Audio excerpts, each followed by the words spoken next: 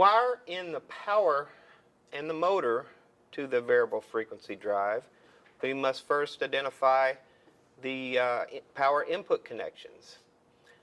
On this particular drive, the input is labeled as L1, L2, and L3, or R, S, and T on the variable frequency drive.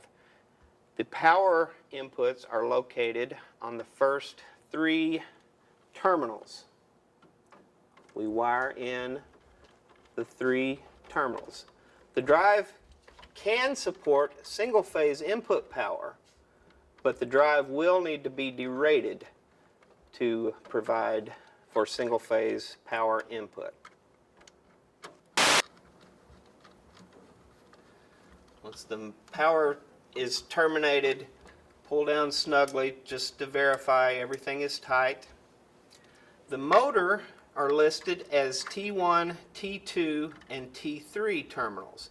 On this size drive, those terminals are the 3 terminals on the far right of the power terminal strip. So we wire in T1, T2, and T3.